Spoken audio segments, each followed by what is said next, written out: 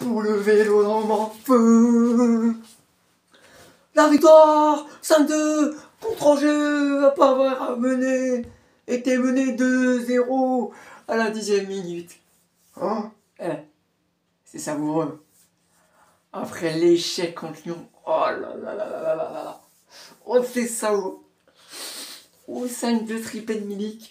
Oh, la magnifique reprise de Under, le but de loin de Gerson. Match, imaginez-vous juste un instant, à ce moment-là, être au Vélodrome. Oh, mais comment tu vis ta meilleure vie? Oh là là là.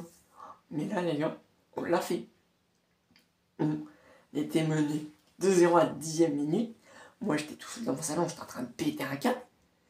Et tu regardes la fin du match, on gagne 5-2. On gagne 5-2. Avec deux attaquants. Avec un 3-4-1-2. Incroyable, n'est pas Marseille. Franchement. Mais quel truc de malade. Ah, je vous jure. Wow. Et j'ai juste regardé la télé. Et les émotions.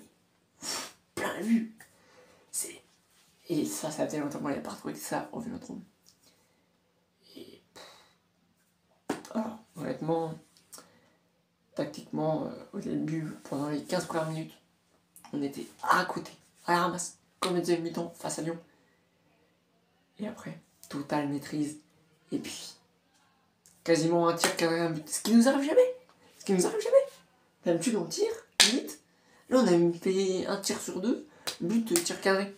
Même, ça nous arrive jamais d'habitude. Comme quoi, l'efficacité est très utile. On a l'efficacité, c'est bon. Milik en forme, le triplé. Et Milik, sont marqués quasiment à chaque match, il met un triplé. Mais, Milik, oui, je disais qu'on était mieux avec Milik en fond numéro 9. Et voilà, en fait, Sampaoli a trouvé la solution. Jouer avec Bakambu. Bakambu, on l'a pas trop vu, mais il a quand même été intéressant de ses appels, surtout contre l'appel. Pour le premier but de Milik, ça c'était chaud. Et à mon avis, c'est grâce à lui, ça lui a ouvert l'espace. Belle passe de Guendouzi. Bon rattrapage de Gerson qui, à cause de lui, on s'est pris le premier but. Même si pour moi, c'est aussi de la faute de Camara parce qu'il dégage mal la balle. Il est là, il fait un truc pourri. Non, là, tu dégages. Mais bon, résultat final, on gagne 5-2. Un match magnifique, plein de rebondissements. Franchement, je pense que vous aussi, vous avez vibré. Là, c'était incroyable. Franchement, c'est...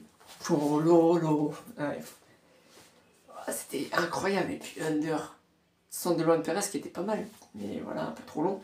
Pied gauche, première intention. Et là, Under qui a tendu une poteau rentrant. Et je vous jure, si vous ne l'avez pas vu, mais regardez-le en replay, mais vous allez tellement kiffer. En fait, c'est peut-être bête, mais c'est le match le plus jouissif de l'OM depuis le début de saison. Mais il était incroyable. Franchement. Un match fabuleux, monstrueux, comme on les aime. Et vous voyez, là, quand je parle, c'est la passion qui parle. Mais là, tu sens le... Oh, ça fait tellement plaisir. En fait, quand c'est comme ça, les 10 premières minutes, j'ai culé, mais j'ai perdu ma voix. Mais là, tu dis, putain, tu vas dormir. Bon, en fait, tu vas même pas dormir tellement que t'es heureux. Tu vas faire la fête dans ta tête. C'est incroyable. Incroyable, on les a.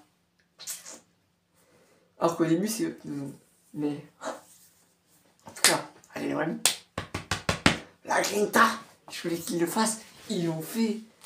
Et puis... Ciao, j'ai... Nous, on passe deuxième. En attendant le résultat des Nice, qui risque de gagner. Mais bon, on va y arriver, on s'accrocher. On va finir deuxième. On va gagner la Coupe de France. On va pas battre Paris au Parc des Princes. Et on va encore tout gagner.